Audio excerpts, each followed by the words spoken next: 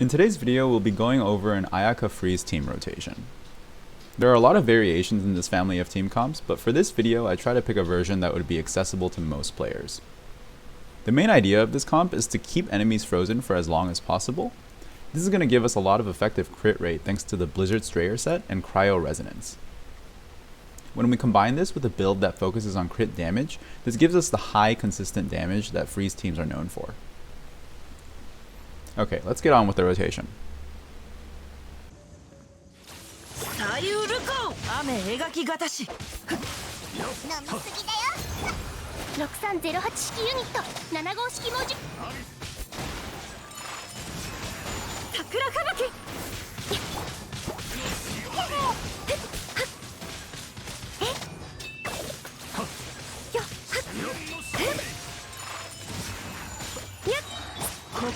The rotation restarts when Xingqiu's burst and skill are back up and we cycle back to him.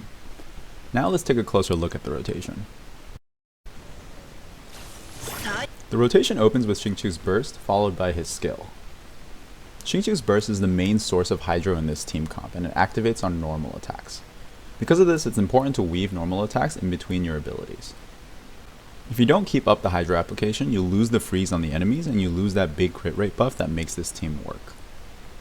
Regarding the skill order, I actually prefer using his skill before his burst, but in this fight specifically, I like opening with the burst so that I can iframe the Herald's first attack. Regardless of the order, make sure you catch the Hydro energy particles with Xingqiu before you swap off of him. Since this team depends on Xingqiu's burst being up on every rotation, we want to give him as much Hydro energy as possible.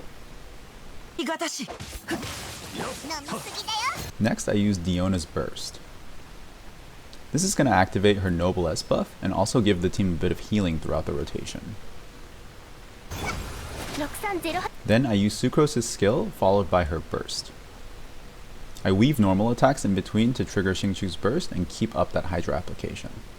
By triggering a Cryo Swirl with Sucrose, we decrease the enemy's Cryo Res thanks to Viridescent Veneer. I'm also using Thrilling Tales on Sucrose, which will give a nice attack buff to Ayaka.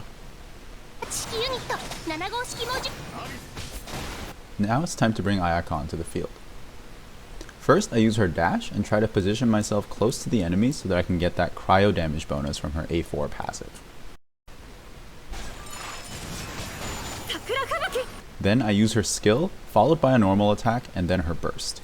By this point, Ayaka has accumulated a bunch of different buffs thanks to her teammates. We're taking all of these buffs that we've set up through the rotation and then funneling them all into Ayaka's burst. The whole rotation kind of culminates into these next 5 or so seconds, and that's when most of our damage is dealt.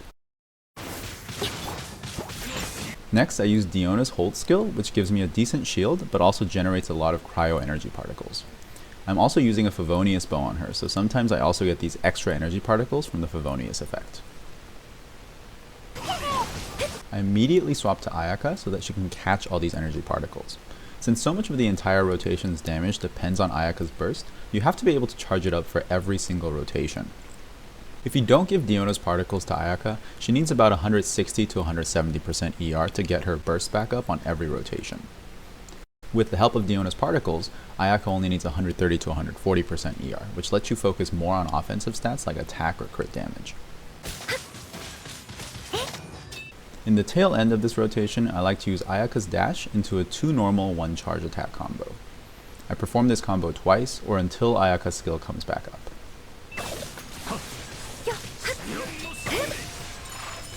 Finally, I use Ayaka's skill one last time to close out the rotation. Make sure to catch the cryo energy particles before you swap off of Ayaka. By this point, Xingqiu's skill and burst should be back up and we restart the rotation. Let's walk through it again. Xingqiu's skill, Diona burst, Sucrose normal, Sucrose skill, Sucrose normal, Sucrose burst, Ayaka dash, skill, normal attack burst, Diona hold skill, immediately swap to Ayaka, Ayaka dash, 2 normal 1 charged, 2 normal 1 charged, Ayaka skill, make sure to catch the particles, back to Xingqiu. As far as ER requirements go, Xingqiu also requires a lot of energy since we depend on his burst for consistent hydro application. Diona also needs a lot of ER because she's giving away her own cryo energy particles to Ayaka. I would recommend aiming for around 220% ER on both Xingqiu and Diona, 200% on Sucrose, and about 140% on Ayaka. That's all I have to share for this rotation. The infographic version of this guide is in the video description, and as always, thank you so much for watching.